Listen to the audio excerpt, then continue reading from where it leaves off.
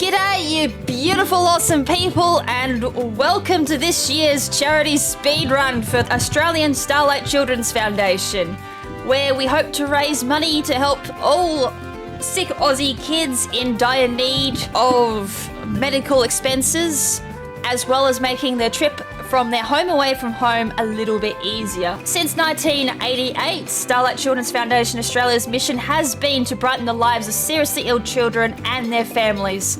Starlight recognises that there is more treatment than medicine, and that sick children often just need a chance to be a child. With the money that is donated, Starlight is able to give children access to Starlight's in-hospital programs. This includes the Starlight Express rooms, or medical-free havens for children and their families to take a break, as well as the Captain Starlight program, which brings professional performers into hospitals to provide children with entertainment, laughter and joy. With a once bright life become dull by needles, hospital visits and painful treatments, Starlight helps sick kids to forget their illness and rediscover the joy of childhood. So we've got the talking out the way. I'm going to apologise, I ain't shutting up anytime soon, but we are going to get some gameplay going. So without further ado, let's boot the game up. And let's actually get some running. Did I actually put a chat on this? No, I did not. Welcome to Star Fox 64. Usually I run this game in Japanese, but today, since it is a charity stream, we are going to be running this in English. Is there a difference between English and Japanese? As far as I'm aware, no, there should not be a major difference between Japanese and English. They should run at about the same speed. There are some parts where I do question the speed though in some areas, but since we do skip a lot of the end cutscenes unlike the original, it should mean both languages should be about the same speed. I know in the original, for N64 version, yes, there is some discrepancies between English and Japanese. NSO probably not so much due to less lag, and the same should be said for Star Fox 64-3. However, having said that, I haven't personally tested it. Usually it doesn't matter. So today's goal is to run through all three lines. Usually the trifecta requirements is blue line, 80%, red line. However, today I'm going to modify it. Since 80% I haven't gotten world record in, we're actually going to kick it from the queue. We're going to do blue line, yellow line, and red line today. And if someone meets the incentive for the quadfecta, I will actually throw in 80%. And then if we do get the extra incentive met, I will do an all stages speedrun on top of it. So all stages I haven't done in the past at all, so all stages will be new. So if anyone has any questions throughout this run as well, feel free to ask, and I will do my best to answer any questions anyone has, be it on the original or for 3D. Though I will say for the original, I'm not too well versed in that. I'm more well versed in 3D. Alright, so let's start. We're going to start with blue line. Everyone should be familiar with blue line. The rules for blue line are simple. We must follow the blue line route. We must kill all bosses, which means the secret warp in Midyo is not allowed, or the secret warp in Sector X. It's about time you showed up, Fox. So today we're not playing Law Percent. We must skip all of the cutscenes because cutscenes waste time. So we just press start and skip them, and nothing is working. Oh, because it's on red line again. What are you doing on red line? Second time's a charm. When your timer doesn't work, I should probably make sure the timer works before we get into this.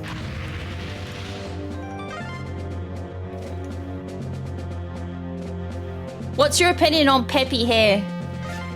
He's wise, but unfortunately he does need to retire. Peppy's getting a bit old. It's about time you showed up, We'll put it that way. Fox. And Peppy Hair is worse than Slippy. Slippy, he's a bit inexperienced because he's tadpole, and of course that didn't work, which I figured. So we're manually splitting today. Alright, welcome to the Corneria, the tutorial stage for this game. Corneria has been featured in a lot of the Star Fox games, and there's even a throwback to the original Star Fox with the blue line route. Oh, sorry, not blue line, red line route. which we'll see later on in the run. But for now, we're entering Corneria. As I said, mainly tutorial. We get to show off half boosting, which is the fastest movement in the game, which we just boost up to around the third bomb or just underneath the life icon. And we do this entire way through the run because it's faster. The only exceptions to this rule is the Landmaster, which uses quarter boosting. And Landmaster just sucks overall. I guess it's fun. I'll just leave it at that. We'll talk about the Landmaster when we get there. So as you can see, I'm kind of boosting in particular areas. I'm also avoiding the checkpoint because it can slow the game down ever so slightly, plus we don't ever use them. So our first option here is saving Falco. Do we just let him die, or do we just let him die? Did I say that twice? I probably did. I'm kind of phasing out while I'm commentating here. That's going to happen throughout this entire run too. So we saved him just because it's good for my muscle memory. The moment I stop and I go to do another line where I do need to save him, I'm probably going to forget. But we're not going to trigger red line just yet because we do need to fly through the arches. However, since this is blue line, I'm not going to do said thing, so we're flying right over him. Normally I would fly on the other side of the map because it's a little bit less laggier. Did that split? Yes, it did. So what I'm picked up there was a laser upgrade. These are also laser repairs, which will repair... I don't know why it's doing that. Repair the lasers if we do take wing damage. So first up, we're just gonna brake, and I shot its leg, which is gonna do no damage. So normally what you're supposed to do there is just brake, start shooting his back as fast as you can. Of course, I was one hit off. And that's the first boss down. So you're gonna have to ignore my timer. It's being shoddy. Oh look, it actually might be faster than running Japanese.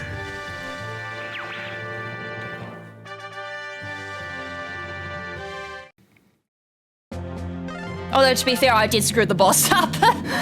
Alright, so next up is Meteor. Meteor is probably a lot of people's favorites because of the secret warp, but as I said, since this is a blue line and we are required to beat all the bosses, the secret warp is completely forbidden in a blue line run. Although if you are talking any percent, though, rules are a bit different in that one, and the Star Fox 64 N64 version does allow it for that one. However, the 80% run for 3D is actually a wee bit different, as I've found out. So if you want to see the 80% run performed, make sure to hit that incentive, which is $150 donated for charity, all for a good cause, and you'll get to see me speedrun for an extra half an hour, depending on how bad I run. So Meteor's pretty easy. Again, a lot of the tutorial stuff is still present. Somersaulting, boosting, braking, you name it. So usually here it's teaching about boosting, and then of course at the end you kind of learn about braking. But this is a speed run, we don't brake, unless of course we're trying to take out a boss. So we're boosting all the way through this. Continuing with the half boost.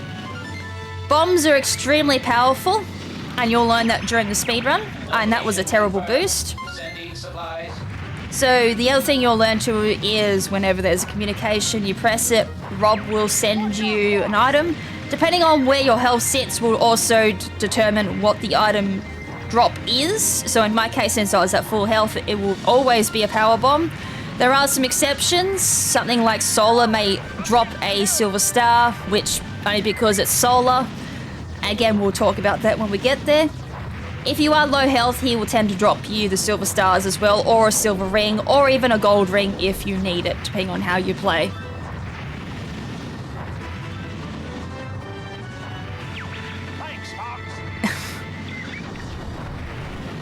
Alright, so we're about a quarter, nearly actually halfway through the level. So we've got these annoying little things that come through, teaching you about barrel rolls as well, which deflects laser inputs, although it will not save you if you do it consistently, so it's not invulnerability all the time. Welcome as well to the most annoying ass enemy in the game, They just spit bubbles at you. I call them Beedrills because they do remind me of Beedrills. Skipping the checkpoint again because we don't need to use it, and in the N64 version it does slow the game down if you hit them. So with that, we are coming up to everyone's favourite part of Meteor, which is the warps. So for this, I'm going to take a half boost, then go for a full boost, hit the first warp, hit the second warp, hit the third warp, fourth warp, and goodbye. And I actually did stop a little early, but that's fine.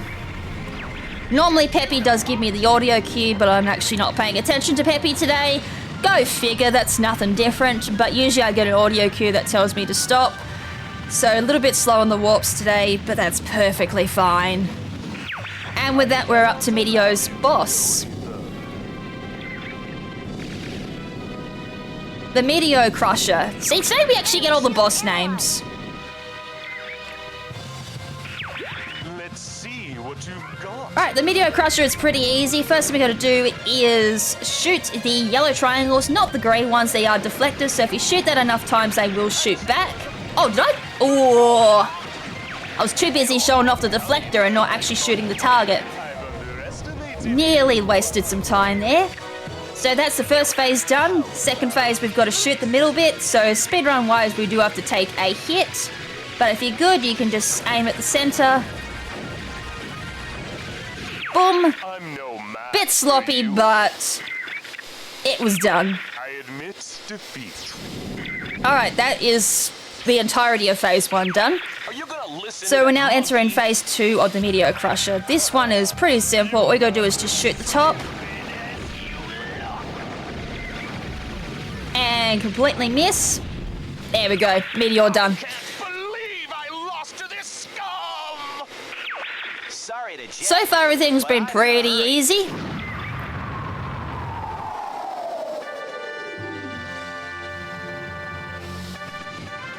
Mission complete! Alright, we're coming up to Finchner.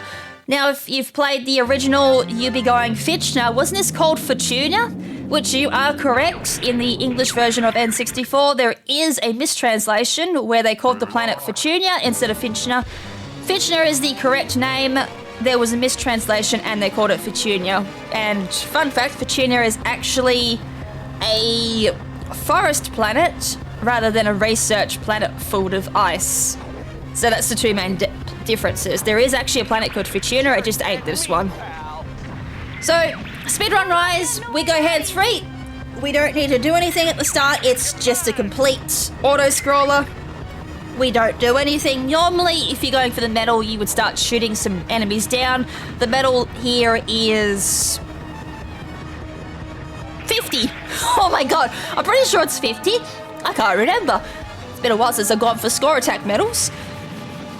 But yeah, we don't need to do anything. Normally, I would start turning and doing some U-turns, but I'm doing a little bit of a different strategy at this point because Finchner's quick kill is pretty inconsistent on 3DS. It's a lot easier on N64 because there is no ceiling in N64, which allows you to do a U-turn strategy, which keeps allowing the wind to keep going up, and because there's no ceiling, it doesn't get stuck.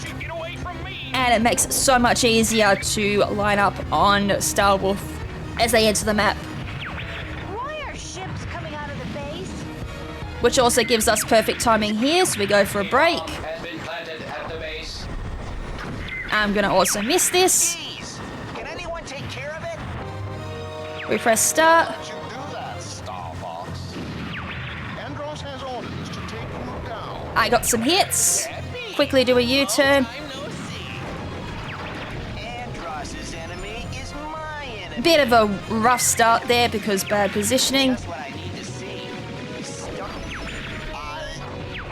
Star Wolf is down. Guys first.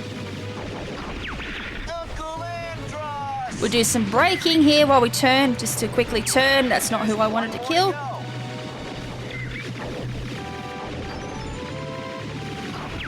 This can't be happening. And that's all Star Wolf down. Not the... Wow, I was short by one. Not the most impressive Finchner. As I said, it's a little bit inconsistent in 3D, but it did kind of show off what we're going for. So in Finchner, the Wolfen 1 is able to be hit by bombs, which is the quickest way to take them out. Normally, as I said, you come through and you line yourself up as they're coming in, you target up, boom, and then you throw another bomb to the north left, boom, hit them again, and then hopefully they don't scatter, meaning you can throw a third power bomb and then hopefully take them all out. If not, you just chase down who's remaining. If done correctly, most will bite the dust. Also, I didn't split. But yeah, quite fun if done optimally. Otherwise, it can be a little bit iffy. But as I said, on N64, it's done a lot easier since there's no ceiling and there is the U-turn glitch, which does allow you to keep gaining height. And since there's no ceiling, you can go as high as you want, meaning you can lock onto them so much easier. Meanwhile, we're in Sector X. Sector X is quite fun. It's also where Blue Line starts ramping up in difficulty. This does have a secret warp, which I didn't know about for many, many years until I started speedrunning this game. Fun fact. I would not have been aware of this. You could have told me about it and I would have said, nah, there's no secret warp for Sector X. But yeah, ignorance is bliss sometimes, isn't it? Alright, so same thing usual here, half boosting all the way through. We almost dodged the bead rule, a little bit slow on my boosting, but that's fine. Skipping the checkpoint once again since we don't need it, and it is a little bit slow going for it. We are going to take some intentional damage there because faster, and Peppy should die here. So hopefully there's no Peppy fans here because he will bite the dust. I'm sorry, but it's just faster. He survived, damn. He normally dies, which means he didn't take that many hits in Fitchner. Oh wait, he will die, never mind. He's very low on health and there's a second spot where he does take hits. Alright, so this way is the fastest. If you go the other route, you will be taking constant hits, which will slow you down, and there's also a butt ton of obstacles to be in your way. We do actually tackle the other route, just not in this category. As I said, if you want to see the innocent route where we do tackle that incentive is there. Alright, so you can take down these enemies. It will make it a little bit easier, and it probably does make the game run just ever so slightly faster because there's less... Oh, there we go. Peppy is now dead. Huzzah! So it actually will give us a little bit of quicker movement in Titania because a little less dialogue, and also will prevent some enemy spawns as well. Peppy will sometimes spawn in some extra enemies, so if they are dead, those enemy spawns will not happen. So it is often a good thing to take out teammates. But since we were playing 3D, we're not allowed to do friendly fire. If we were playing on N64 version, yes, friendly fire is a thing, and we always take advantage of it. So Spyborg is the enemy, is the boss for Sector X. Spyborg quick kill is hell annoying on 3D, a little bit easier on N64 due to the notches on the controller, but what we need to do is line up with this particular star in the back. That's kind of my visual cue. Mash as fast as I can, and I just got slapped. That was terrible. I practiced this, and I was doing so well, but you wouldn't have known I practiced. That was terrible, man. But as I said, I'm rusty, I'm washed up. I have not actually run this in like 2 years, so it's no surprise I'm rusty. But anyways, the first phase of Spyborg is down. You did it! And yes, as you can see with chat, their chat's going wild. They love this boss. I see a lot of people loving this boss.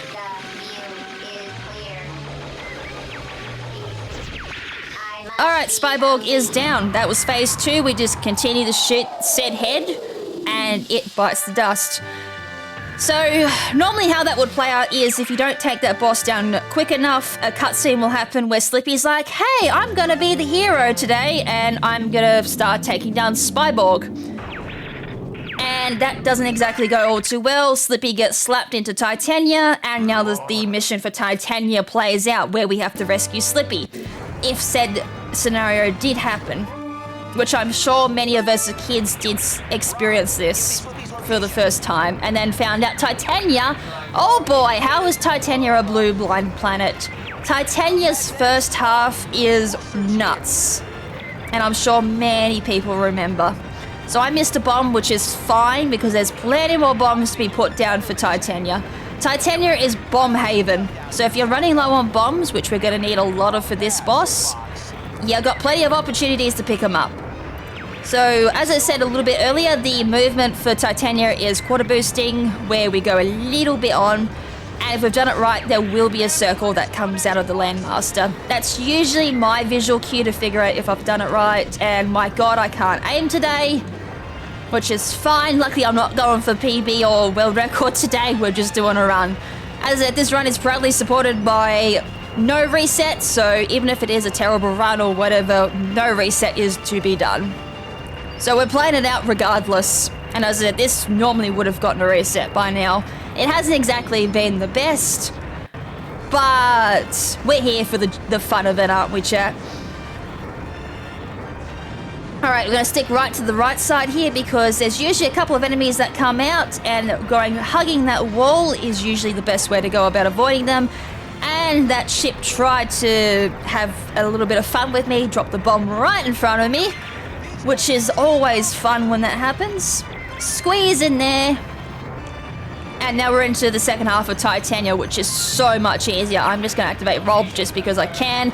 But at this point, we don't need the bomb because that's what he would have dropped me. If my health was about halfway, he would have dropped a silver ring for me.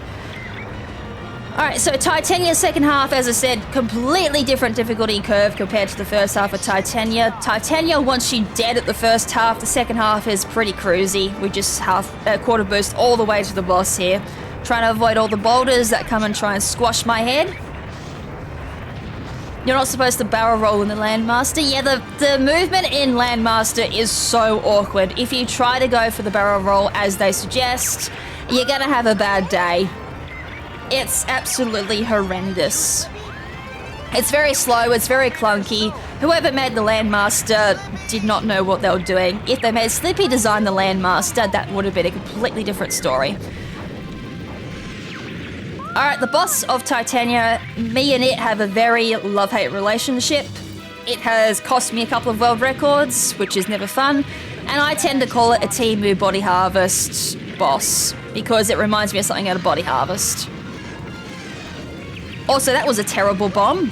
Can you please let go? Alright, I'm gonna not take out the last of its arms. I'm just gonna keep shooting it until Slippy does the data analysis for the boss. I'm gonna do that. Then, once the boss analysis is done, throw some bombs. How are you still alive? And then, balla bing, balla boom, the boss is dead. That's the easiest way to take out this boss. I figured that out during practice run, actually, yesterday. Also, I love how I didn't split.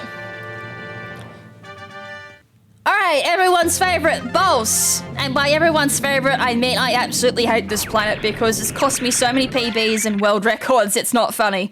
And this is also a huge reset spot for me. So, boss, we start off with this. I will always take a hit at the start there. And I think I destroyed that pillar. So there's six pillars here. We've got to shoot the top of them to remove the shield field, whatever the hell it is in the center there. The shield generator will deactivate when all of these are dead. So we do a boost, line up, shoot them down as fast as we can. Generator drops, and then all the enemies start spawning. If you try to shoot an enemy beforehand, they will be covered by a force field, which will protect them. So we've got no other choice to take them out. So normally at this point, we hope Slippy gets attacked, or even Peppy. That's a big bonus if Peppy gets attacked, because he always has enemies coming after him. And I just peeved off Falco. This is there we go. Can you stop shooting me? Call a raise after 10 enemies have died after dropping the shield. At that point, we break, we approached, we start shooting. And of course, I missed the one cycle again. I've only seen one first cycle ever done on Boss, and that's by the former world record for Blue Line, Lilat. And otherwise, that was a pretty quick Boss. But yeah, the only person I've seen to do a one cycle on Boss for 3D is Lilat, who is the former world record holder for Blue Line. Otherwise, Boss is pretty quick. Also, I love when this happens.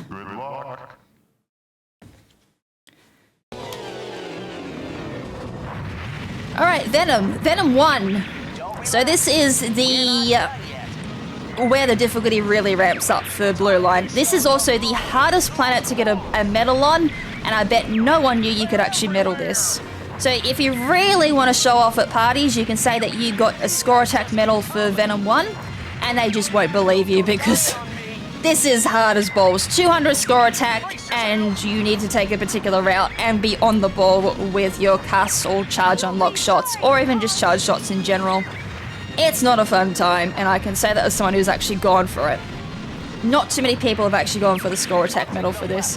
So Venom 1 has a lot of particular turns you can do. So every time you do Venom 1, if you really wanted to challenge yourself, you could try and do a lot of alternative routes. Do left, left, left is the fastest route through Venom 1 though.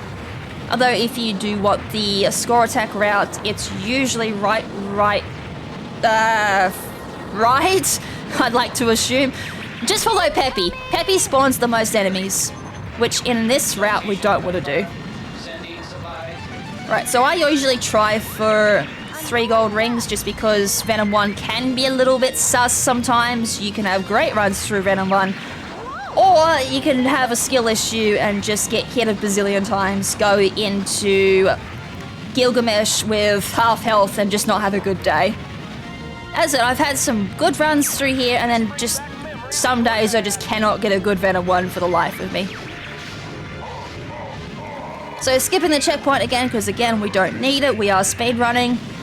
And we're meeting at the halfway point of Venom 1, which is Gilgamesh. Gilgamesh is an absolute joy to do fast in 3D because it's actually possible to do. In an N64 variant, I have seen some strategies which I've tried to implement into 3D, but we kind of don't have a point because he just goes down pretty easily. No idea why they decided to make him a bit easier in 3D, which I'm not going to complain. So at this point, 5 ticks and he will go down. We're going to try and not take too many hits. That was fast kill on him, but that somersault, ooh. So I was just about to say, normally you don't want to take too many hits going through that tunnel, but yeah, I somersaulted, didn't mean to. That's just a huge skill issue there. That's going to make going through the tunnel very sus now. But you know what? This is a charity run. I'm going to go and just do it anyways. I'm going to boost through this. If I lose a wing, then chat can just laugh at me. Chat loves it when I lose a wing. I have not lost a wing in here for yonks. So this could be a first in God knows how long since I've lost a wing in here. So the disadvantages of losing a wing is it will decrease my laser down into a single shot, which is what I don't want, but this tunnel will... There we go, I lost a wing, I thought so. So I'm not gonna have triple laser going into Andros, that's really sad. But as I said, it's for charity, it's worth it. I'll donate $10 for the sake of a lost wing. I didn't think that was gonna happen, but oh well. Do a full boost going into Andros, and I've got a double laser, so this won't go down as quick as I'd like it to be. As I said, normally in a run, I would not play that risky. I would take it a bit slower, but as I said, it's for charity. We show off.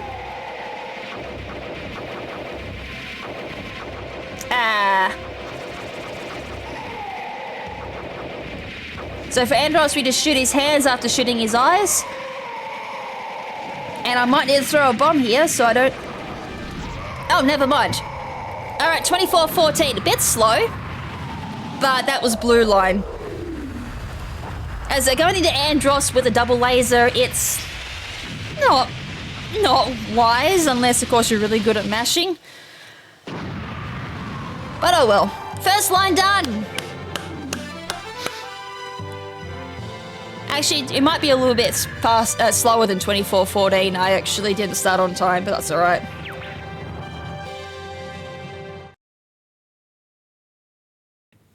Alright, with that run done. So, to prevent any Peppy or Rob jump scares, we're actually going to completely close that down. And then reboot. As I said, If you play for 15 or 20 minutes, it'll actually give you a reminder to take a break, which we don't want to do. And as I said, I don't really want to be jump scared by Rob today. So with that, we're now moving on to Yellow Line. Yellow Line is probably the least liked out of all of the runs, just because it's, well, it's not as entertaining as Blue Line, and it's definitely way less entertaining than Red Line. So Yellow Line is kind of considered the black sheep of the routes, not too many runners for it, and as I said, it's honestly, in my opinion, it's actually not the most entertaining, but it is one of the main categories, so we'd be doing it. So we're back in corn area. However, this time we're going to have to play a little bit different. Same rules for Blue Line, except this time we have to stick with Yellow Line, which is going to be a bit confusing because Yellow Line only goes for a wee little bit. There's 3 planets on the Yellow Line, and the other rule is we need to beat all bosses, which means we can't get to Yellow Line using Meteor, which means we have to go through Sector Y. And Sector Y is always a joy to play. But it is good because I get a little bit of a warm-up for Red Line. Red Line is always so fun for speedruns. It's kind of your first skill check when it comes to Yellow Line, especially for Red Line, but Yellow Line has so many skill checks, it's not funny. And I think that could be another reason why people don't enjoy it. Alright, try to pick up as many bombs as I can because we're going to need them. I think I also, no I haven't, I'm coming up to the next bomb. I need to remind myself to pick this one up because otherwise I'm going to be low on bombs. So Yellow Line requires a lot of power bombs. If you don't have them, you're not going to have a fun time in Cantina, which is our 3rd planet we need to get to. So same thing as before, I'm going to save Falco, but this time I need to make sure I do all the requirements for Red Line. So kill all the ships there. You can lock onto them and just throw a charge shot. That could be a little bit faster, but sometimes I find a charge shot does miss or it runs into a pillar and you end up killing no one and wasting time instead. So sometimes it's just better to do manual shots rather than a charge shot. Alright, this time we actually do need to fly underneath these arches. So we go under, try our best not to skid on the water because that can cause a bit of lag, especially on N64. But like, that actually counted. I was just about to hit the reset button. I was like, oh my god, I missed Red Line. And invalidate the whole entire run. But that somehow counted. Oh well, I ain't questioning it. We move on, it counted. The game knew I wanted Red Line. So the hitbox for that last arch is a little weird. Sometimes it will count, other times it doesn't. I don't understand it. Usually just try your best to go under it. So here's our throwback to the original Star Fox. The air carrier is also one of the bosses in the original Star Fox. And I was not paying attention. I read chat, didn't even pay attention to what was going on my screen. Normally we use U-turn there for a little bit of swag. Does it save time? It does on N64, but for 3D, no it doesn't. Also, this is terrible.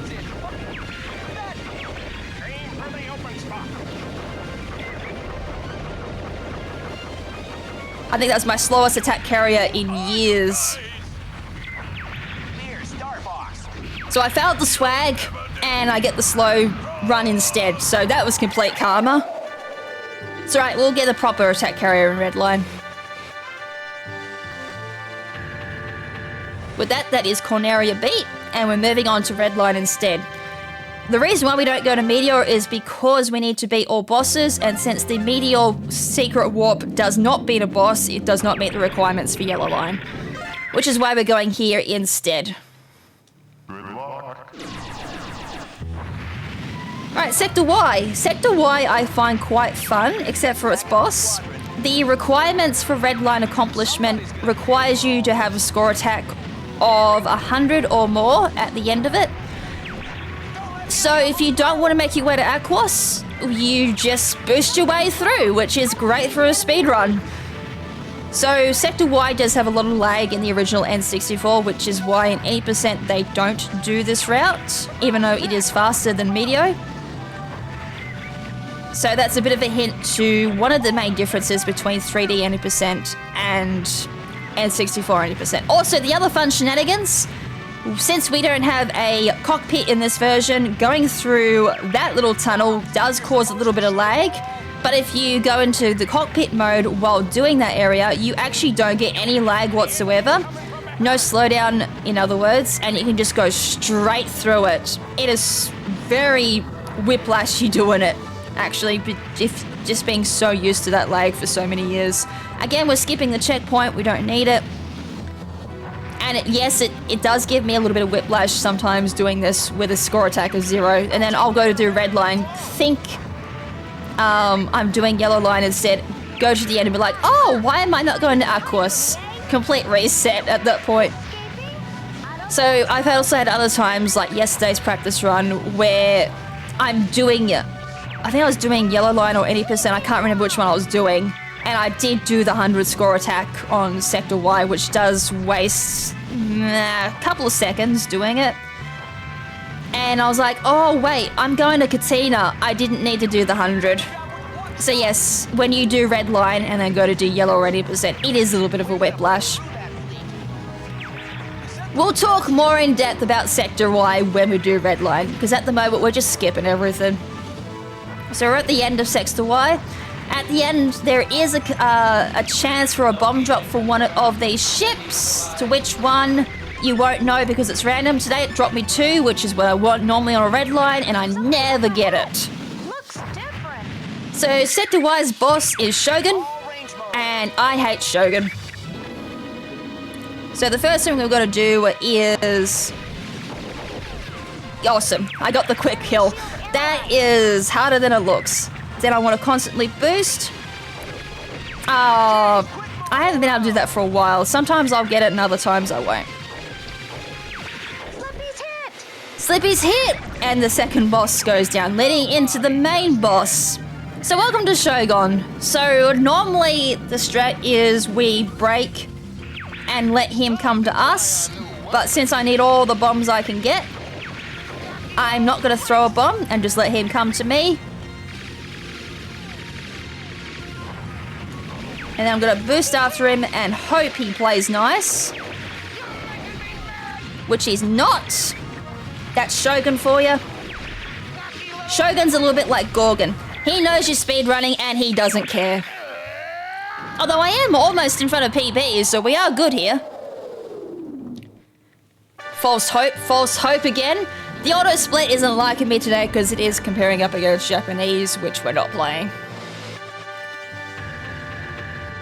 Now you can split.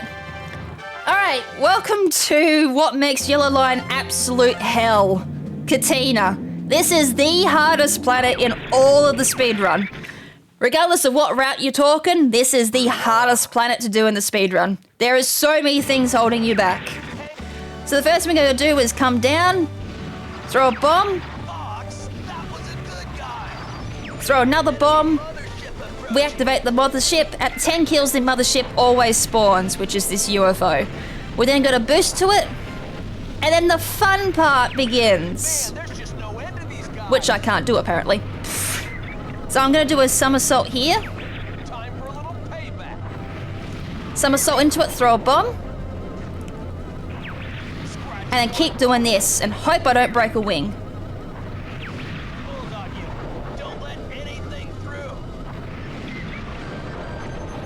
Alright, we got 2, that's good. So once we get the 2 quick kills there on the hatches, which you can do by somersaulting and throwing a bomb whilst going into it, there's some weird shenanigans with the hitboxes with the UFO. There is a really detailed strategy to do this on N64, but I can't seem to do it on 3D. So this is the best I can do. So 2 hatches are already destroyed, as you can see, 2 remain, and the UFO kind of bugs out here a little bit. So normally it would hide the hatches, but since this is 3D and it's weird, we can just destroy the hatches straight off the bat and then just go straight into the final phase, which we can just somersault, throw a bomb, and and just take the thing straight out like that. Quick kill, easy peasy. But just doing that, it looked easy. Trust me, that is far from easy to do. I have days where I just do that and I line it up as best as I can and I still don't get the 2 hatcher kills. The best I've had is 3 hatch, which leaves me 1, which is great when that happens. But as I said, other days you just don't get that lucky. I can't figure out why I get 3 hatches and other days I get 2 and other days I get 1. So that's Katina. And as I said, there is some other shenanigans that can go on. You can get punished for being the good guy and killing no allies whatsoever. So normally Bill will tell you off there for killing off allies, but if you kill none, instead of summoning the UFO, he will instead congratulate you on being a good pilot and not summon the UFO, which is an instant reset when it happens, sadly. So you need to kill off more enemies. Also, thanks, Bill! No one likes Bill in speedruns. Bill is the worst. No one likes him. He ranks worse than Peppy for that reason. So, Solar, unfortunately, is very boring, but it is also very mechanically fun to talk about. So, fun fact, Solar, you actually cannot die to heat damage. So, if you were to scoot along the lava for as long as you can, and not get hit by anything else, you will not die. You will remain on 1 health remaining from heat damage and never die. The only way you will die is if something runs into you or you run into lava. That is the only way you will die. So technically you can do the boss on 1 HP and see if you can go without getting hit. And yeah, otherwise Solar's boring. You just boost the way through it. Does anyone know how to do it properly? As far as I'm aware, I have not seen any speedrunners for this game talk about how to do Solar properly. It's just boost and hope for the best. Though, as you saw at the start, I was shooting a whole bunch of birdie birds. I need as many bombs as possible for Macbeth to try and make Macbeth a little bit easier. Also, Macbeth in 3D, I did try to optimize as best as I can. It's a little bit slower than N64 only because 3D is absolutely horrible for aiming, and I just gave up and was like, yeah, no, I'm not learning the quick kill for Macbeth. Anyways, we're at the boss, the bioweapon, which I call Titania's Timu boss because it plays very similar to Titania's boss. You shoot the arms, you kill it, and then you just shoot its head, and then that's game over. As I said, Solar is a bit of a snooze. I don't blame you if you get about this planet. I don't think anyone ever remembers this planet. So yeah, that's Solar. I could have asked if anyone had any questions during that time. Probably should have. Also, I love how this is potentially going to be a PB.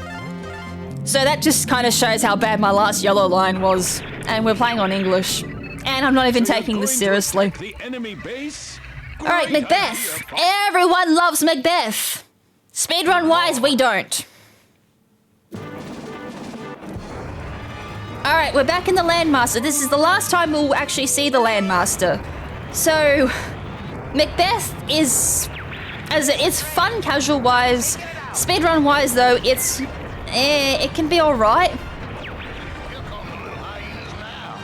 So we lob a bomb. If I did it right, which I didn't, I would have blown up a fuel tank, which would have taken out one of the launchers. I mean, I may have destroyed it and I just could have been blind to that. But this is why we need a whole bunch of bombs, because we're going to be throwing a whole bunch of bombs at the train. So there's a lot of the fuel tankers conveniently lined up against a lot of the launchers. So the launchers will launch out missiles to take out boulders. Boulders get in the way. And since it's slow to hover, we just run into them instead, which is, again, kills a little bit of time, which we don't want. These boulders we can't avoid. These ones we can't avoid either, so just squeeze your way through like that. You don't need to hover. Hovering slow, we don't do it. Lob another bomb. Yay! Alright, they're down. So normally that would shoot some lasers out. It would also shoot some boulders down. We're going to lob another one. And we did a little bit of damage to the next laser turret thingy-jiggy that I need to take down, which is great. So normally there would be a turret there shooting down some boulders to get in my way, but since I destroyed it, it won't do said thing, which is great. So we just boost all the way through here. As I said, quarter boosting is faster for the Landmaster. If we get that little light ring that comes out, that's usually my visualizer to say I've done it right. We lob another bomb. We lob another one because hitboxes be weird, and that turret goes down. So no more shooting for the train. Train is absolutely disarmed, which means we get a quiet time coming through here. So we shoot these to lift them up, continuing with the quarter boosting, and we're just going to take a bomb just because we can. A couple of bombs for Venom 1 is always a great thing. So now we've got everyone's favourite part of Macbeth, the switches. So there's 3 there. Gonna take Rob. Gonna zoom back over here. Take the supply drop. And then there's a 5th switch over here, which we zoom back for that.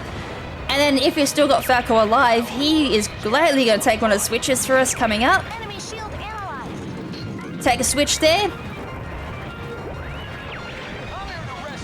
Take the 7th on the side here. Falco will take the 8th, which allows us to take the main switch. And get the chat getter ready. Good going, Fox. I need chat to spam. Hit the brakes for me. No, hit the brakes. I can't stop it.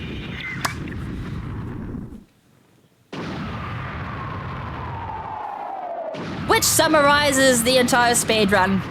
Hit the brakes. We don't have brakes. We go fast.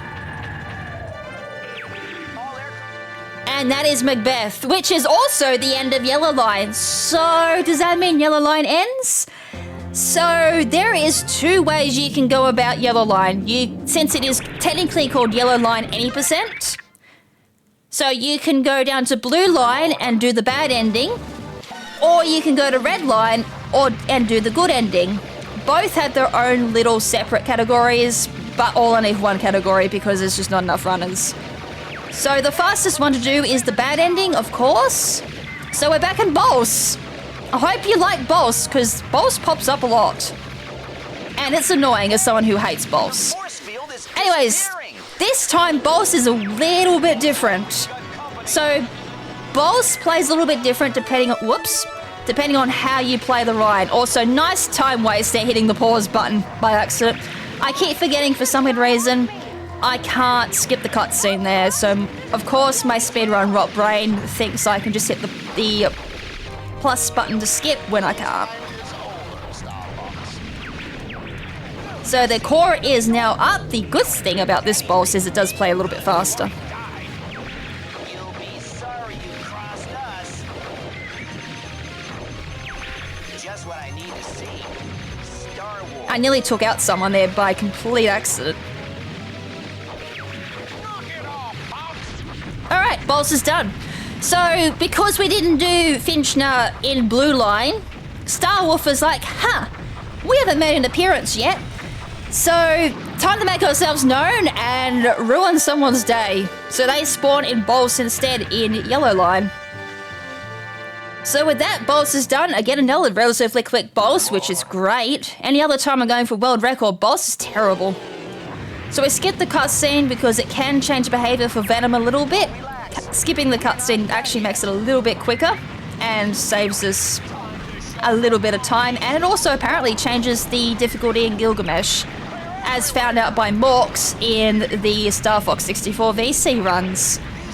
Oh, lovely. I love when Falco does that. Picking up the gold ring here for double defense or double health. And it's Venom as per usual, as we saw in Blue Line. Hopefully a little bit cleaner than Blue Line. So we just continue the half boost here. As I said, left, left, left is the fastest way through Venom 1. Trying our best not to be blue balled, of course. So we skip all them, try and just stay to the ground. And we're doing pretty well. We've got plenty of bombs, which is great. So backup needed in case I double laser Andros again. All for the sake of charity. As I said, if I do lose wings again, I'll donate an extra $10 to charity. Ah! May as well grab another bomb. I don't need any gold rings, so I'm not going for that. You can make that a bit easier by throwing a bomb there just to make sure you don't get hit on the way through, but it's blue line, we should be all good. Alright, we're coming up to Gilgamesh again. That was relatively quick.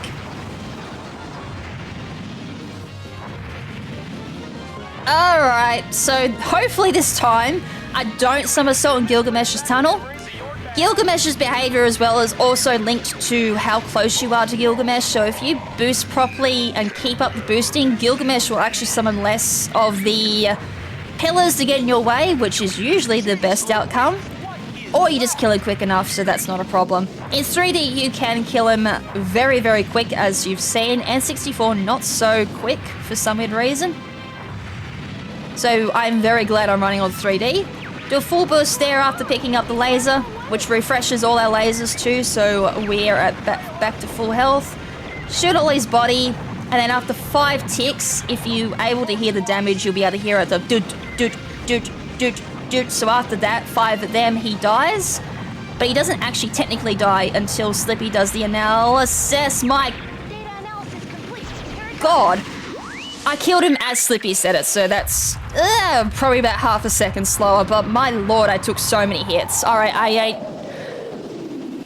Wow, Gilgamesh runs today, running into the wall. From here. Bit of a slower Gilgamesh.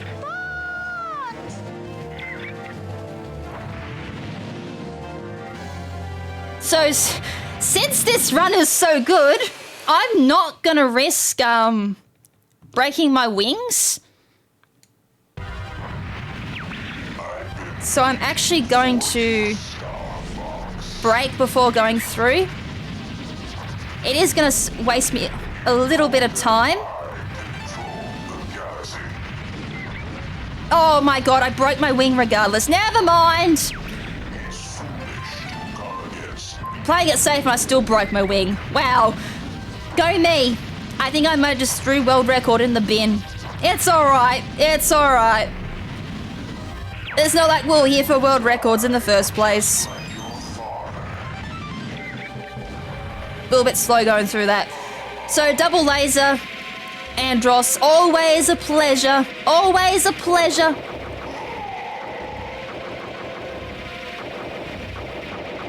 Oh my god, I couldn't even kill the hand.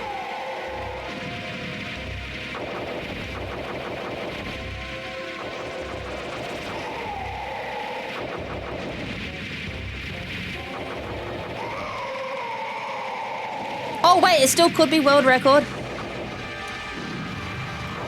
Never mind. Oh, wait. Oh, I didn't even get to see the time. It double split on me. I think it was like 22, 24. But I think that might have been... a new PB. Hard to tell. Yay! I guess.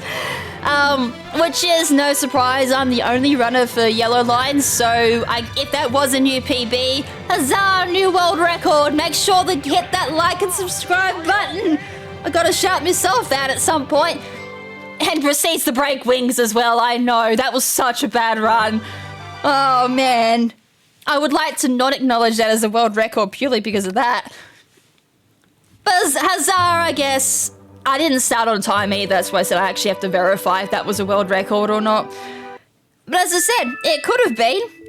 Let's get some GGs in chat for that. And let's also get, well, I already broke 2 wings, so I guess that's $20 to charity. Just on my part, because I play bad. Oh man, but as I said, it's all for the sake of charity. It's all for a good cause, so we're up for that. Yes, update my splits. Alright, the last line. As far as I've seen, we still haven't hit the incentive yet for the final run to be added. Red line. Red line is by far the most interesting line out of all of them. It has seen the most runs seen for it in GDQ other than 100%. And there's a good reason for it. It's also my personal favorite run. I started with Redline for a reason. It's the hardest, but as I said, I love Redline, so I had to run it first. Took me 2 years to get world record, totally worth it. The former world record holder for Redline is 30cent, who is also the current world record holder for 100% as well, and the only runner for 100%. So huge shout out to 30cent, who is a former runner of this game. Of course, it doesn't split for me. So red line, we do have to do the same as yellow line. We do need to do, say, Falco and do the archers. We also need to make sure our bomb count is relatively high. We do make up for it with Zonus though, so we're good there. Thanks, Fox. So we save Slippy. It is usually faster to let him die, but we save him because he's good boy. And red line, we actually find out why Slippy is better than Peppy. Peppy, as you've kind of seen, Peppy needs rescuing the most out of the teammates. He actually requires more help than what Slippy does, which is why Peppy is the absolute worst. So we slip through that again to spawn the bomb. We also pick this up for a triple laser. Slide down here. A fun fact, if you're going over that arch, enemies spawn. So if you're going for score attack, you can spawn some enemies there. There's actually a lot of little arches you can fly through to spawn enemies in Corneria, fun fact. And it does make score attacking a little bit easier. So this time we do have to save Falco. As I said, there is a couple of ways you can save him, be it with a charge shot or a cuss, a charge unlock shot. But I just tend to find it a little bit easier just to manually shoot down the enemies because it's 3D. 3D does have the perks of being able to damage enemies a lot quicker, or they just have less health. I haven't worked out which one's what, but both seem to be true. Which is why we play on 3D settings, not N64 settings. N64 settings will make it very faithful to the N64, which means friendly fire is on, which can make levels faster, but the problem is, and why N64 settings are slower than 3D, is because of the damage multiplier not being on. You can also shoot these birds for extra bombs, but I'm sitting at 8, which is pretty snug, so I don't need any more bombs. So stick to the left here, a little bit faster, flying on the left. You can cut through the level a little bit faster. Hopefully this time the attack courier is a lot more cleaner than yellow lines. That was absolutely horrendous. How did that line actually PB? That was horrendous, so I must have started the timer very late.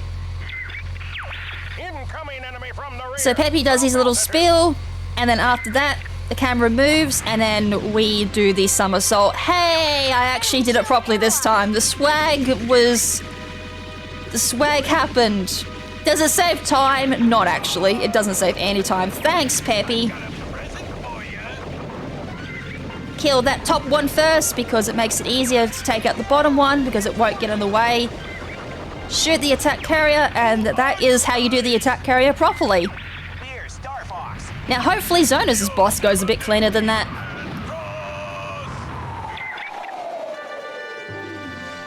And my quickest Corneria to date, I think, is 305, 304. That one was about a 2.2 second faster.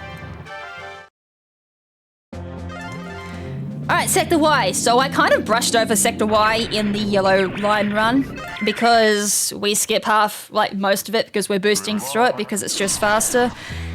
Sector Y for red line no requires us to get a score attack of 100. So normally in the speedrun you would go to 90 and stop.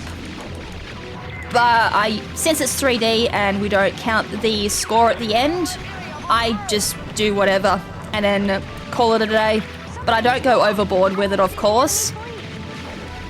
And that beginning was a little bit sus, but I've seen worse. So we keep half boosting, we come to this point and we just shoot down as many as we can, and then we throw a bomb, kill them. And as I said, if you are playing on N64 version, you can go into cockpit, go into this a lot faster. There won't be as much slowdown there as 3D or VC has. Take out the bottom line here. So we're at 48, we're usually about where I'd like to be, so I might take out a few extra enemies. Keep shooting these. Try not to do a somersault here while you're boosting and scrolling up, which that happens to me more than I'd like to admit. We've got some enemies spawning here, so we take out the top. You can charge, unlock, shot these, which will give you more points because the more enemies you take out in one shot, the bonus you'll get out of it, which you will see people do in redline runs. Poto is probably the best redline runner to date for both N64 and for VC. And he's also the most knowledgeable too when it comes to IQ Star Fox runs. So IQ is probably the fastest way to run the original Star Fox because not as much lag. Dialogue is also a lot quicker because it's in Chinese, and their characters I think are actually a little bit faster than even Japanese. And as far as IQ goes, that's as far as my knowledge actually goes. So VC IQ is the fastest, N64 obviously has its own category. 3D, I think Japanese is a little bit quicker. And then you've got the PC port, which is Starship, which is a recent category added. Is also another option for running. And nice. I didn't need to get the extra bomb, but I was like, yeah, may as well go for a bit of swag in this. Different. Alright, Shogun is back again, so hopefully round 2 of Shogun's gonna be a little bit cleaner than the last time since I'm allowed to do the quick kill. That just made it. First one down. Oh, he hit me and I went off trajectory. Alright. Managed to make it up as fast as I could, but I did get a little bit unlucky and got shot out of my range. So Shogun does have a quick kill. As I said, I didn't do it in yellow line because I was trying to preserve my bombs. Oh, he moved out the way, of course he did. I might get a second chance of doing this. Or not. Wow, okay, I'm not even gonna try anymore. This is why Shogun is the worst. Shogun on some days loves you, other days he's like, yeah, no, you're speedrunning. It's gonna be a huge time loss, like you're about to see. So unfortunately, yeah, there's some shenanigans with the bombs. If you hit him with a bomb, it will destroy all his armor, which does take away a lot of his health. Or he can just completely evade them and make your life an absolute living misery. But he's not the only one that causes your life to be a misery when you run Redline. Anyways, welcome to Aquas. The reason why Redline is a little bit more interesting, but it does make it a pain in the ass too. So Aquas is the only time you ever see the Blue Marine. The Blue Marine is developed by Slippy, which is why Slippy is the absolute best. So if Slippy designed the Landmaster, who knows what we would have had? We would have had huge amount of potential for the Landmaster. Who knows? The Landmaster actually could have had proper weaponry. It could have had infinite bombs, similar to the Blue Marine. The Blue Marine has infinite bombs, and they also give light. I mean, you can just keep firing them. They're the best weapon that the Blue Marine has. And as I said, it's a bit sad that the Blue Marine is the only time you ever see it is in Aquas. No other game has the Blue Marine to my knowledge. I could be wrong about that, don't quote me on it. But it is, as I said, it's a huge shame that the Blue Marine never pops up again. So Aquas, the best movement in Aquas, as you can see, is just constantly boosting. You just hold down your boost button and off you go, which also means we do a weird grip with it. So in my case, I will do a weird claw grip. I will hold down my Y button, which is my boost. Sorry, my X button. I'm getting my buttons mixed up. And just constantly boost. So at the end, we'll find out if I've done this right. We take out this big boy because he does slow that game down a little tiny bit. Taking him out on N64 is always great because he does lag up the N64 version a lot. VC, not so much. There's zero lag in VC regardless if you're killing. Bit of a killing spree here. We also don't take this checkpoint because, you know, we're speedrunning. We don't need it. Only cowards take that checkpoint in speedruns. I will take it though. I've had a bit of an awkward Aquas, which sometimes that can happen. Alright, so we're in the second half of Aquas, so we're coming up to the absolute joys of Aquas, which is the tunnel. Keep shooting. We've got lots of torpedoes. So for some weird reason, entering this tunnel, there's a bit of weird geometry. And this isn't the only 3D game to have some weird geometry. There's one other game I know that is a bit weird. Easiest way through this tunnel is just to stick to the left. Don't bother going to the right. If you stick to the right, you're not going to have a good day. The starfish will have a field day with you. Sticking to the left makes it a bit easier to target onto the starfish. If the jellyfish get in your way, you can shoot them or target them with a torpedo and they will stop in their tracks, making it a bit easier to get around them. As you can see here, sticking by the left. Oh, I actually took an explosion here. That's interesting. Once we make it to the end, if you stick to the right, don't ram the wall like that though. You will dodge the boulders. You won't have a boulder smack you on the head. And then after that, it's a little bit chill here. There's a couple of guys that will throw blue balls at you. Just take them down with lasers and torpedoes. Found the bioweapon. And we make it to the boss. The easiest way to find out if we've done this right is we should be coming down from a boost and then make it to the end. That kind of tells us we've boosted properly through Aquas. So Bakun is, again, another one that can be an absolute joy to verse, and other days it can be a pain in the ass. So to make him open, we just tack these worms, shoot the tentacle thing, and then fire a torpedo. Take it out, and then rinse and repeat. You don't need to actually shoot the things up here. They can actually cause the worms to spawn a little slower. Whew, you're right there. Bakun doing a surprise attack on me. Right, after that, just spam A and B at the same time. It usually gives you the best lineup. And I'm getting attacked by pearls. You want to shoot the shield that's covering its eye as fast as you can. And as I said, if you just spam A and B at the same time and then mash as fast as you can, it's usually the fastest way to get around it and make sure all of your shots line up. Otherwise, you just get bombarded like that and take out Bakun as fast as you can. Easy! Yep, that's kind of what Shogun is. I smell Speedrunner, let's get erratic. Hell yeah. Anyways, that's Aquas. As I said, that's the only time you see the Blue Marine. It is by far the most interesting ship in the game. And good boy Slippy designed it, which is why Slippy's a good boy and Peppy needs to go in retirement. Anyways, welcome to Zonus. Probably the second most interesting planet on Redline. And it won't surprise me if a lot of people here say that Zonus was the hardest planet they did on Redline. Casually, this was the hardest planet to learn.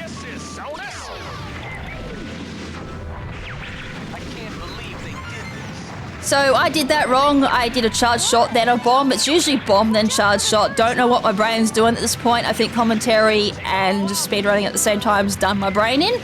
But that's fine, it still worked. I'm at 6 bombs. By the end of Zonus, I want to be at 9. Because the boss requires a lot of bombs, and we're also going to need a lot of bombs in Area 6. Area 6 with bombs does make it a hell of a lot easier. So you can save Slippy there, or you can just boost to the left there and avoid Slippy coming in kamikazing into you. I don't know why he does that. He gets a little bit peeved that you don't save him and just boost away, which is why he kamikazes. That's just my theory anyways.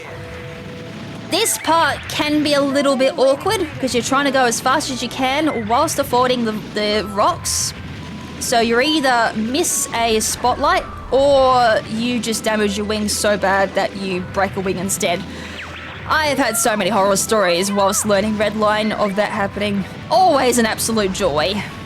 But now, these days, Zonus is a bit of a breeze because I've just done it so often, which is the joy of speedrunning. You just do something for so long that you wonder how in the world did you have problems with that. We skip the checkpoint, don't need it, unless of course you're really low on HP for whatever reason, you will take that checkpoint. Going into the second half of Zonus, take that there for a wing recovery. So if you've taken any damage on your wings, that will heal them. We charge shot that one to get the easy spotlight right behind it.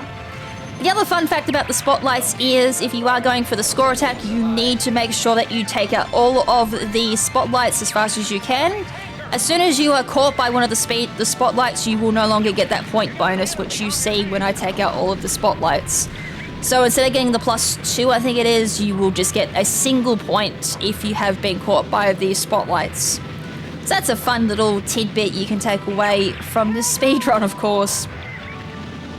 There is also a soft lock in Zonus for the N64 version and the VC version of Zonus if you are playing on NSO, Wii U, and N64. I'm not sure about the IQ version. I'll need to double check with Poto about that one. But I'm assuming that has the soft lock as well because it's related to the cockpit. So if you go into cockpit view going into the boss and focus on the right side of the map, it despawns a part of the boss and it will never start the boss fight. I have shown it off once by complete accident. You can check that out on my channel. But since this is 3D, we have no access to the cockpit. That soft lock no longer exists in the 3D version. However, there is one glitch that still remains in the 3D version, and it is the quickest way to take out this boss. This boss is always a joy. 8 bombs, we can work with 8. I just need to make sure I'm at 9 at the end of this. Aye, Captain, so throws the iron ball at me straight away. Iron ball may drop my speed in Trick Room, but it will do me some damage in this game. So we chuck a bomb. We chuck another bomb. We destroy that. We then destroy this. We then throw a bomb. We break up while facing up. The crane constantly gets hit because it gets confused because the hitbox keeps getting reset, which is why that happens. We take that bomb. We then shoot the main ship, and that is the submarine down. So that is the only glitch that does remain in the 3D version, is the quick kill. So for some weird reason, when you break and face directly straight up on the screen, the hitbox on the crane keeps getting reset, which is why one bomb will take the crane out instead of 3. So normally we need to throw 3 bombs at that crane to destroy it, but using that little hitbox reset glitch, it will make it that we only need to use 1, and it speeds it up tenfold. And saves us a lot of bombs, giving me 9 bombs at the end of Zonus, which is what I wanted. And we're now heading on to Sector Z. I've completely forgotten where I am. And Sector Z is autopilot for the first part. Similar to Finchner in Blue Line. We don't do anything. We just gotta wait for X amount of time to pass in-game, and then it'll actually start spawning in what we need to do, which is the missiles. Anyone who has gone for the score attack medal for Sector Z will be very familiar with this particular level. It is known as the hardest score attack medal by many, to which I say that title should belong to Venom 1. But it does require a score attack of 70, I think it's 70 or 75. Hunt can correct me on that one, since I did see him chat earlier. But it does require you to quickly take out as many enemies as you can at the start, or just debris laying around the field, and then take out every single missile. And the last 3 missiles does have Kat come in and try and take one of the missiles out. If she takes the kill, you will indeed miss the score attack medal. 6 missiles coming from the left. Alright, so missiles have spawned. We're going to keep doing some U-turns. We're going to do one last U-turn. Try and ditch this person coming after me. Oh, lovely. And then we're just going to slowly cruise. And then do a couple of brakes, then a boost, then go in for the missile, take it out, and then just go straight in for a U-turn. And that's the first missile down. 5 more to go. Shut up, Pepe! I've got all this time not insulting you. I've got to insult you at least, ow, once. This guy's very persistent.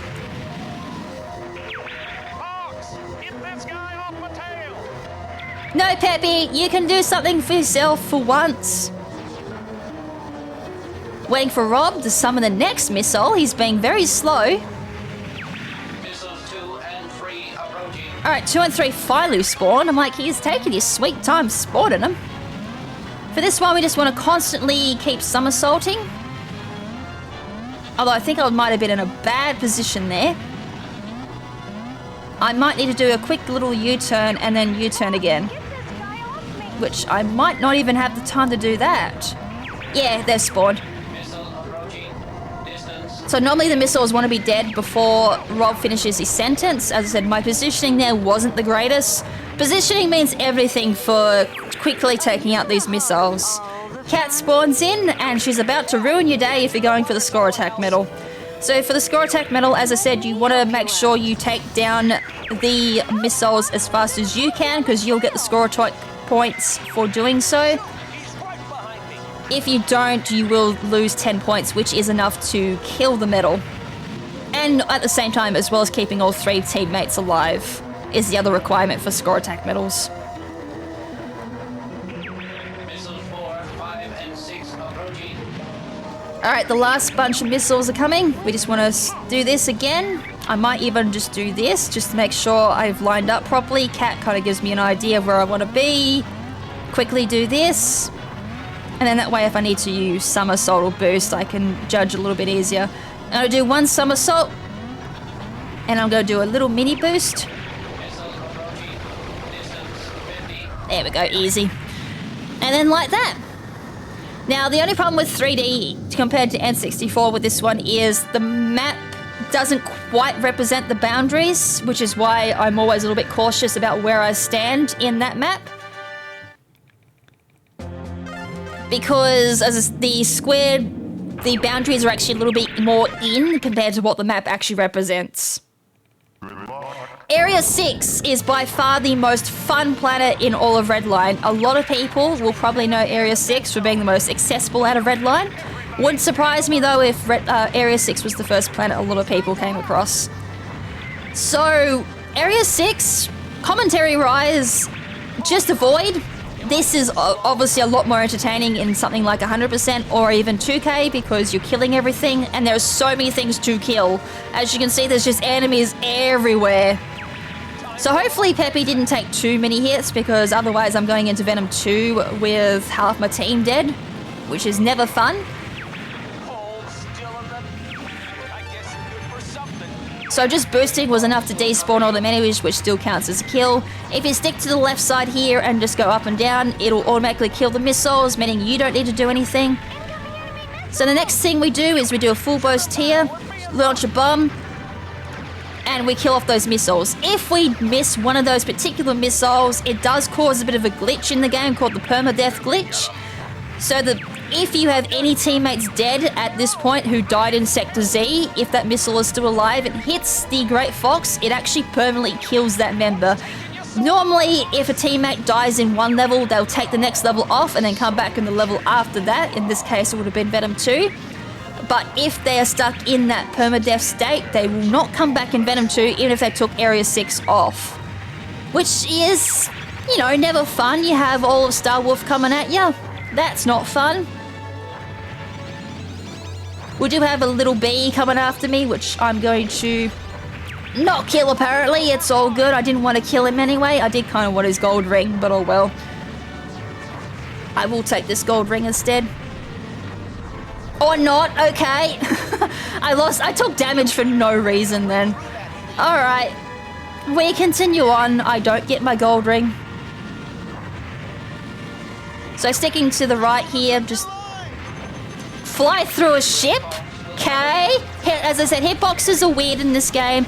It's never a time when hitboxes are consistent. Walls are just an illusion. We should know this from Ocarina of Time. Walls are a mere just a suggestion.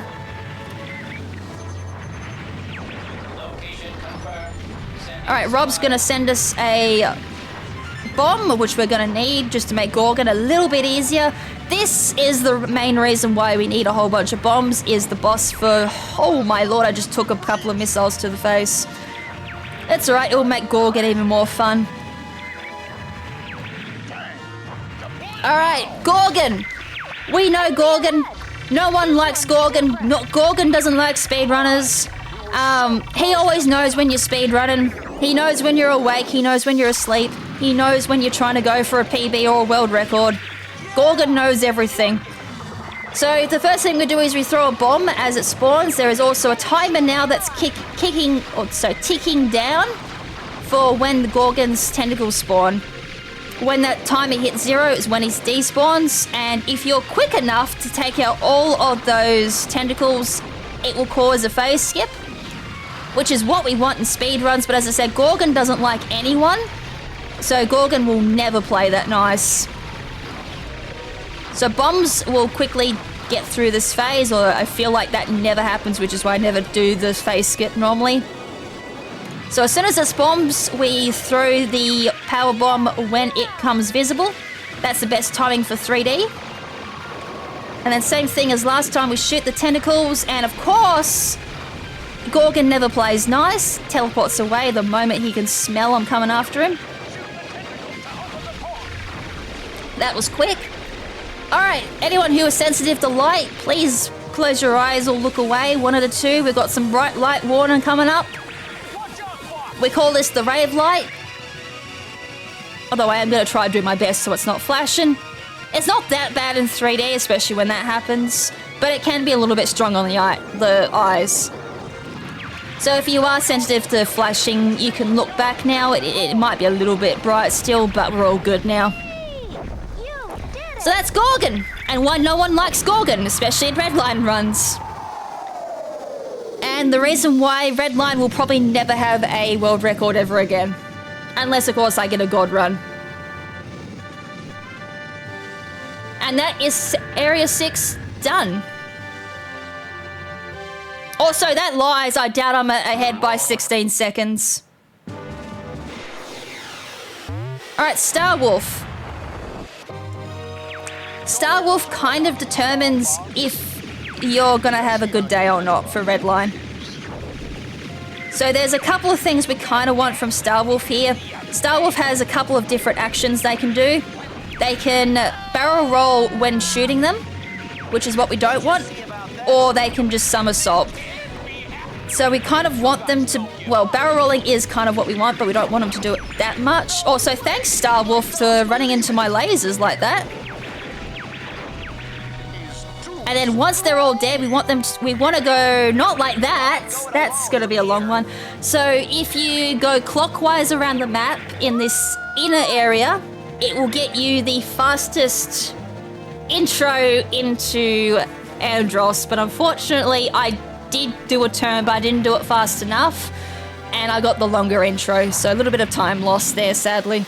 I haven't had that happen to me in a while.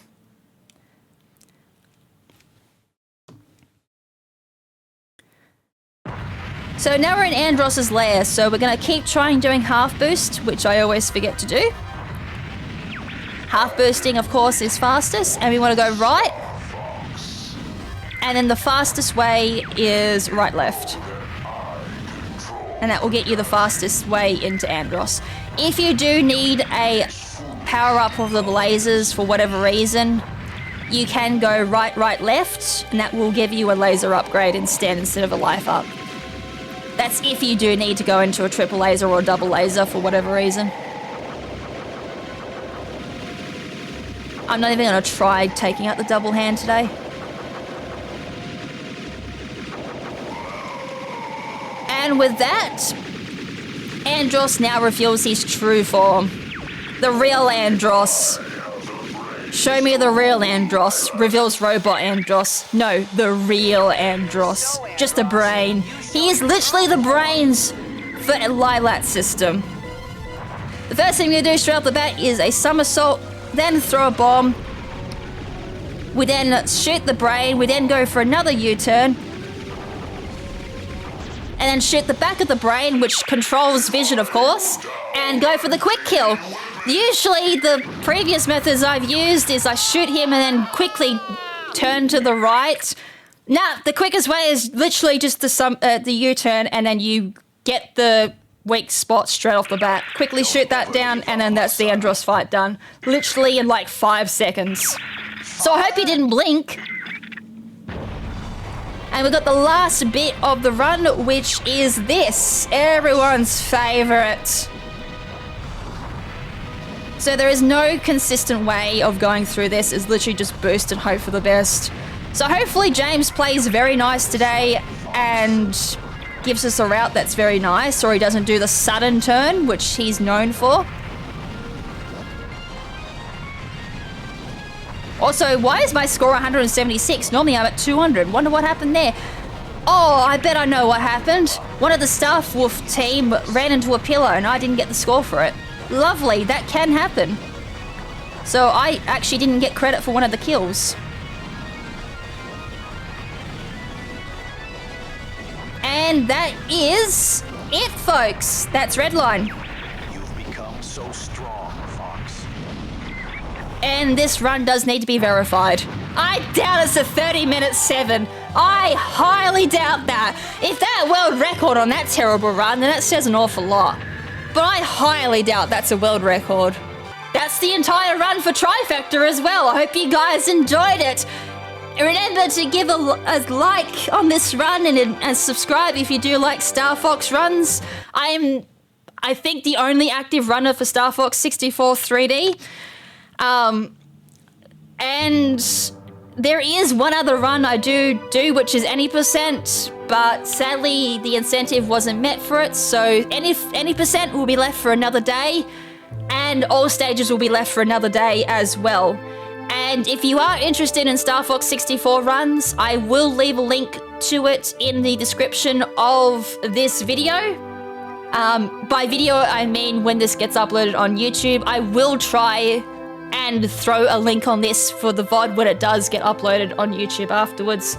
So it's there as well as the link to the Discord. If you are interested, you can ask any of our runners who are active. We've got Morks for VC, myself for 3D, which I beg for someone to come do 3D, please. I'm the only runner. I need some competition. But I will also give some beginner points as well for Star Fox 64 VC as well, if you need any tips on how to get into VC runs, as I'm happy to give any advice. Otherwise, our world record holder Mox will do that. There's also Star Falco, who also will give some advice. Otherwise, if you're interested in Starlink runs, which is the other Star Fox game that I run, Firefox and Scooter Rules are happy to give advice on how to run that. Don't bother asking me. I'm only good for Star Fox runs. For Starlink, I'm absolutely terrible, but again, I'm happy to give any beginner advice for that. And with that, that's Trifecta. It's a complete meme. Normally, it's blue line 80% red, so I did yellow line, so technically it's not a valid Trifecta run, but hopefully you guys liked the commentary and the whole entire run. Regardless, I am absolutely pooped. And don't forget, this is for charity, so anyone on stream, !Starlight, all for a good cause, raising money for 6 kids in Australia. I will also leave a link to that in the description as well.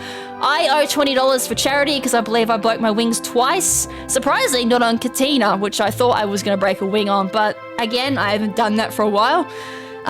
Still sad I broke my wing in Yellow Line when I could have gone for world record instead.